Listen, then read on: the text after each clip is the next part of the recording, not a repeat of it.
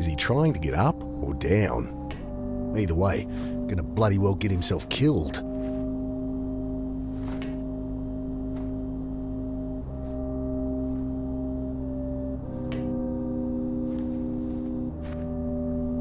Need a hand, mate? Ah! You alright? Yes, quite all right. What were you... Love to stay and chat, but, things to do. Odd fellow. Welcome back, Kuma Crew. My name is Annakuma, and we're here today to finally talk about Powerhoof's brand new point-and-click game, The Drifter. I made a demo review on The Drifter on the 15th of June 2024, and on 17th of July 2025, it finally released. In that video, I talked about how well the game managed to try to hook players to the demo with an extremely powerful ending to it.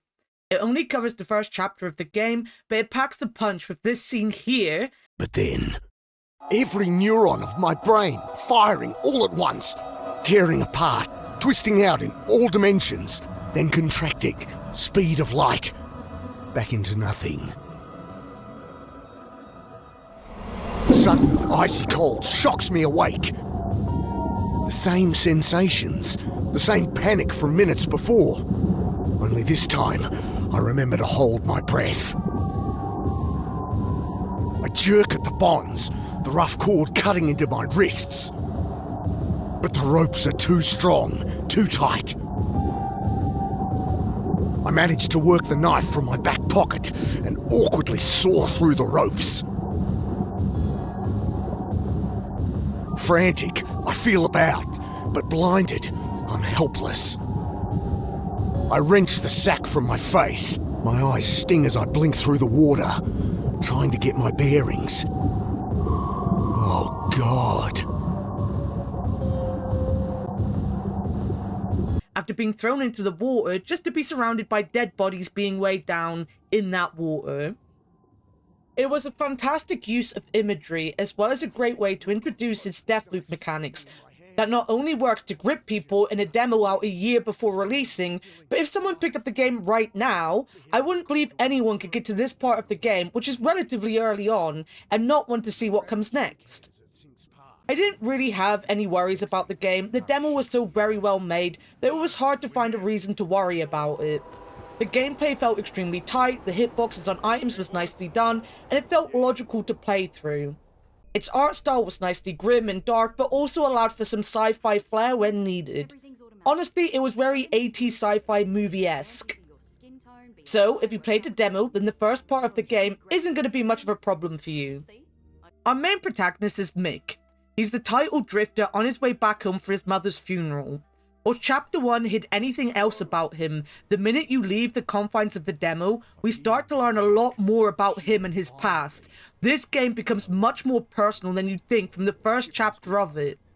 He's estranged from his family and most importantly his ex-wife. The game does tell you why and tries to tackle his emotional problems, but I'm not going to give away too many details about the story, as this game very much is one you should experience for yourself.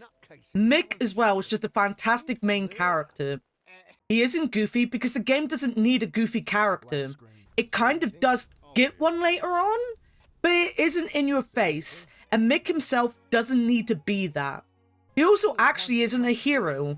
He does heroic stuff, if you can call it that, because he has to, because whatever is currently happening to him is being forced on him. Mick is also very flawed. Quick maybe not to anger, but to be annoyed. Will hit back with sarcasm and snark instead of understanding.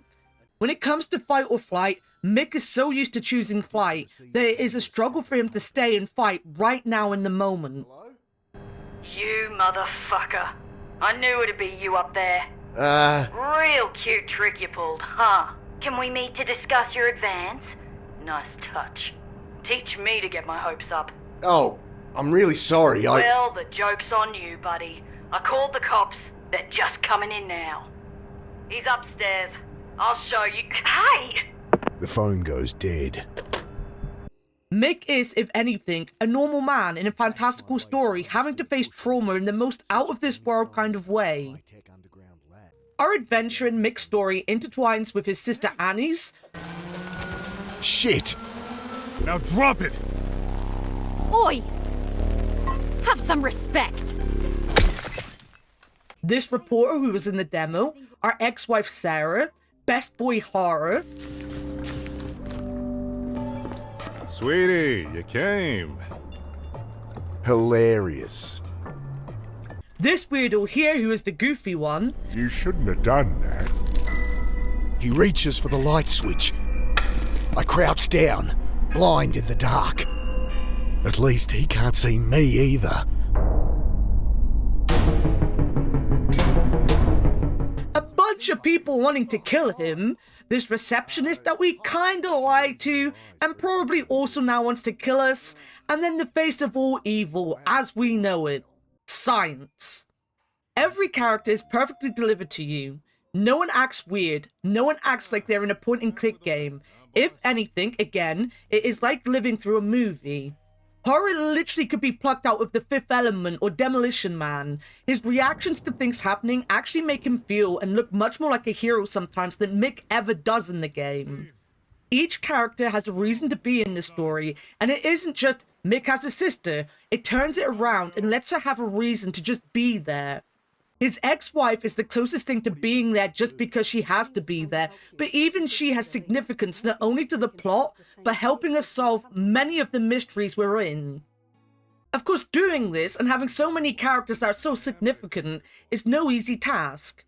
Not only does the writing have to be top quality, which I feel the story and character writing in The Drifter is, it has to have some impressive voice acting behind it too, and boy oh boy does The Drifter have some great voice acting. Trust the butcher? Much as I trust you. He's nuts! Everyone's a little nuts, boss. Any ideas? We'll get there, boss. Let me think on it. No one sounds like a character in the game, like I said earlier. They all just sound like people having conversations. They have the right emotions in their voice, they pack emotional gut punches in the moments they need to, and they add so much to the story. Move it. Sarah? Mick, My wife's eyes flash around the room. what the hell? You. He's alright, I think. Okay, you're both assaulting police officers now, I guess? He's with the police. This other one tried to kill me. Does seem that way. Well, someone better tell me what's going on. Best not right now. You need to get out of town. Take my card. Lay low a while. I'll do the same. Make some calls. Work out who I can trust. I'll just grab my clothes and we can go. When I say you need to experience The Drifter, I mean it, and that is because it is an experience, and that experience is heightened and pretty much stands on the shoulders of the character writing and how the characters are presented. They are the emotional backbone for a story that very fast becomes something extremely personal to you before going totally bonkers in a sci-fi way. That's not tear gas. That's a hive. As I said, I won't go into the story, but I will say this about the game. You will get whiplash in a good way over how the story develops. I wouldn't say it was the best story from this year. I did get lost on a few steps personally, and I do feel the sci-fi aspect of it can be easy to get lost in. That being said, it is very tightly written. It does its best to fill in gaps in the logic. It doesn't try to overexpand itself and then force an ending or even a solution that doesn't necessarily make sense. You'll go from pretty standard dark point-and-click settings to feeling like you're in a horror movie, before jumping to a more adventure type feeling, and then being dunked back in the water for some heavy sci-fi. Think it's gone.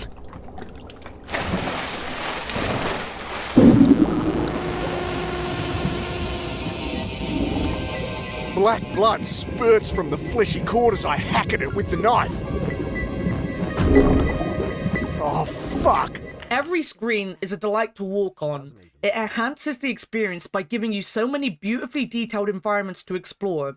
Again, no place you visit feels out of place. They are all dingy, darkly lit, and ordinary, so that when the fantastical happens, when danger appears, or indeed when the mood and tension of the game changes dramatically, it makes you react exactly as Powerhoof wants you to react. Sanjay! Behind you! It happens quickly. The Malinji's spiked claw rips into Sanjay's guts, and I lower my head and charge the thing. Caught off guard, it stumbles into the lift.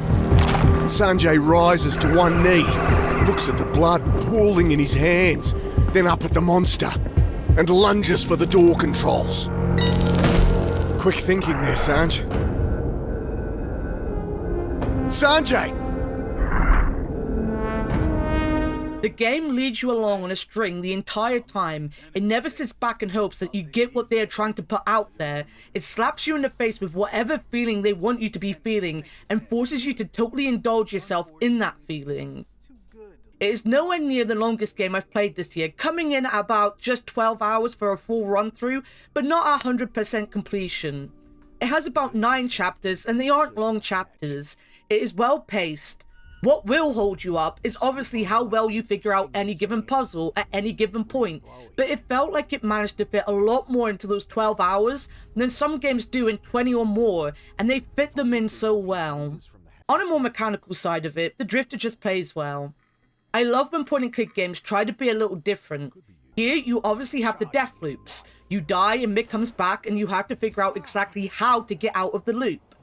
These puzzles can be just environmental puzzles, or indeed a little more involved, but they are also well spaced out throughout the game.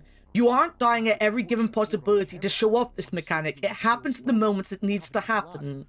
Personally, I really love this one, where you are hanging off the side of this building. It actually starts in the building itself, and is extremely well presented.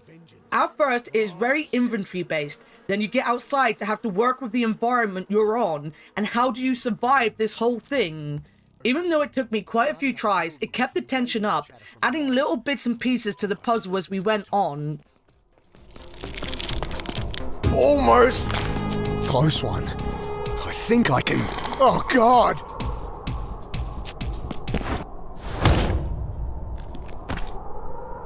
There is a point where death loops can be tedious, I guess, but puzzle games have a great foundation to stop them becoming so, and the Drifter did it extremely well. That being said, there wasn't really anything new or different in the game either. It didn't try to be fancy, it didn't try to be complicated. Front and center was the story, and the mechanics to play it were kept simple. If you hover over anything, it will give you a description of what you are looking at. You can click to interact with things, and Mick will automatically pick up things he can pick up. Your inventory is at the top of the screen. You just have to move your cursor to this tab and it will scroll down. Next to that, you have basically the quest reminders. These fill out over time and are basically the questions that Mick will ask people when he talks to other characters. If you ever feel stuck, checking these boxes out actually really helps. I remember at one point I was very stuck on what I had to do, and just reading through them again made it all click, and it wasn't long till I was back on track. Combining items is easy, hitboxes are well placed. I don't feel there was any pixel hunting, as you were forever looking all of the screens anyway, just for the text boxes to pop up to make sure you didn't miss any interesting little descriptors the game has to offer.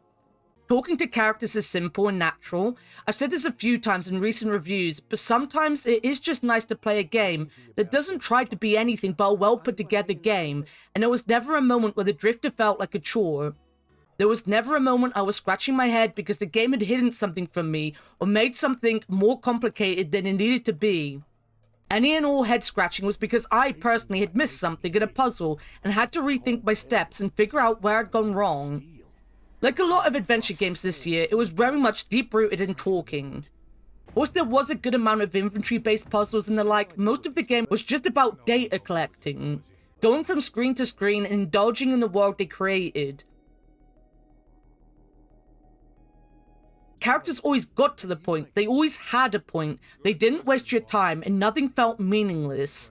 It was a game with the sole purpose of bringing you right into the heart of the story and never letting you lose focus of that.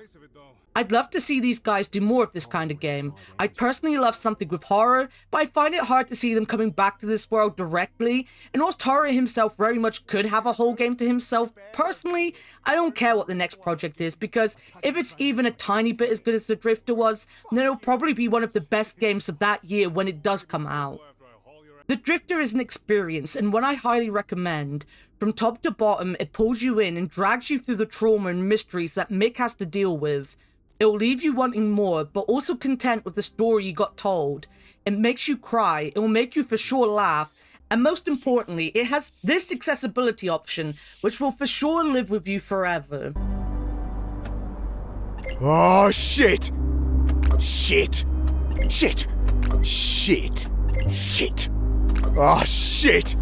Shit! Yes, the game has some good accessibility options, and as a deaf person always struggling with the balance, I appreciate being able to toggle the different levels for different things. Thank you for adding that.